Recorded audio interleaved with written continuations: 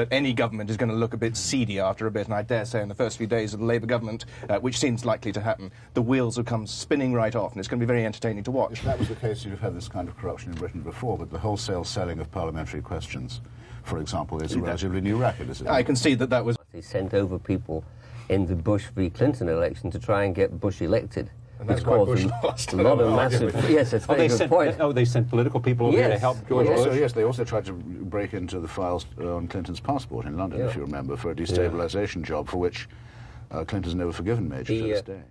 We'll be in a better position to have independence eventually, and that could be a very damaging business altogether. Only if the European context holds. I mean, actually, I agree with both, funnily enough, with both Harry and Joe. I mean, it has been a vacuous campaign, and he, in many ways, is a vacuous politician, but there is a posthumous victory for the left here.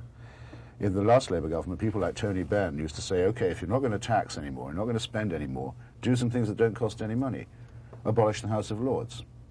Give autonomy to Scotland and Wales. Improve civil liberties. These are not expensive things to do, and prepare, in fact, for Britain to become what it will be, I think, very soon, namely a republic. Though Blair won't have the guts to say so. You were objecting. You want to get in the manner of the politics old as usual.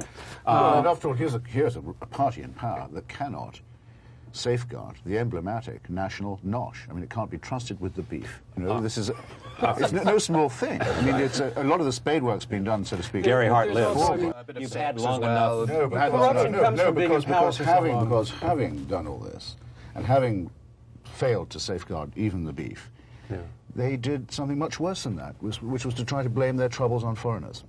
And in the immigrants? Partly on immigrants, but on their fellow Europeans. All right, the issue of sovereignty. And the reason why Mr. Major will go down, not just to defeat, but to ignominy in history, is in the last days of the campaign, he threw in his lot, with the, confusing my lots, with the worst lot in his party, the chauvinists and xenophobes, in the attempt to save his campaign, and said it's all the fault of the Krauts and the Frogs and the Wops and the Wogs that we're in such trouble. And what I hope will distinguish this campaign, therefore, is that will be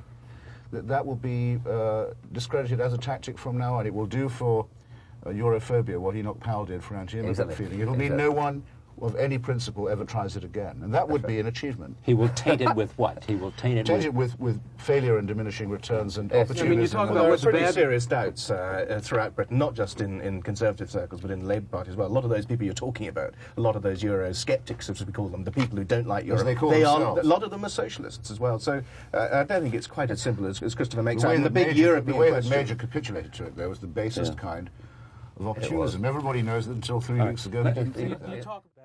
How good Bugs Bunny is sitting on a carrot. But look, this New Frontier stuff and its English analogues have all been tried before. Harold Wilson became Prime Minister, Labour Prime Minister, in 1964 on the backwash of the Kennedy New Frontier stuff, borrowing the same rhetoric, white heat of technological revolution, forging a new nation, all that stuff. This vital centre stuff also is very, very, very old hat. Blair's the radical centre and vital centre, same thing. The same thing. Schlesinger's slogan, translated for English and mid-Atlantic terms.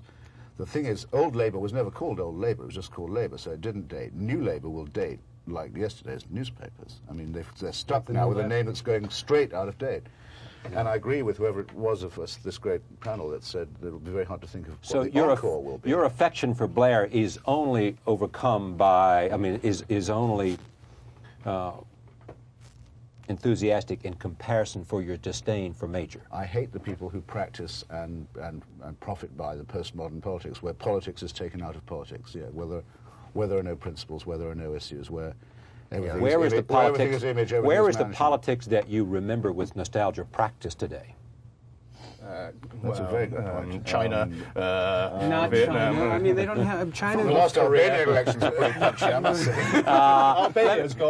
Let me talk about the alignment. Rupert Murdoch. Actually, in Italy, Italian elections, including the ones this week, are still conducted very much on the basis of participation, argument, large turnout, ideological disagreement, and so on. Yes, and the Berlusconi moment, where everything suddenly seemed to be all TV and decaf, was a very brief one and went pop, as the Blair one will. As the Blair one will? Will, of course, yeah. Let me just hear out you. There's a famous fruit called the medlar that is useless because it goes rotten before it gets ripe. Why is it you think that Blair will fall of his own weight so quickly? I don't think he will fall of his own weight. I think that his message is already stale. The message of novelty and so on. So what are the consequences of that? I think, Well, hear him out. Hear him out. What are the consequences of that? More of the same, more of what we don't like, more decaf politics. So 6 months from there, there's no difference? No, not really. Well, no. The crucial thing is, will he have the nerve to do the constitutional reform question? Which, as I've said to him in arguments, I said, look, if you say you'll abolish the hereditary principle in the House of Lords, if you say you'll devolve the United Kingdom, you're faced inevitably with the question: are we going to be a republic or a monarchy? Well, no, well, that's are we going to be a European republic? Or he's terrified of the implications of his own politics, but he can't back off from them either. I know, but I think that you're making this discussion sexy. Who is? He is. You know, he's trying to bring the royal family, Lady Di, into it. He's a real populist, is Christopher. Let's get back to this. The point is that if he does, which I expect he will do, carry out... Blair flew all the way to Australia to meet with Murdoch and, as it were, wait upon him at his court.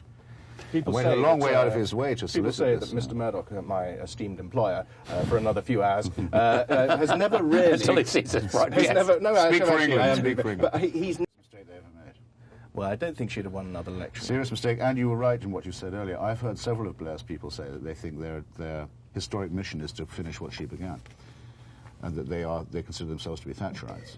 It's the only way of being revolutionary in Britain. I'm out of time. She would have had a more consistent campaign than Major had. She wouldn't have wobbled as he did. She'd have gone straight down the line, like it or lump it. And I therefore think she'd have been more effective. She is One last quick question, because we're out of time.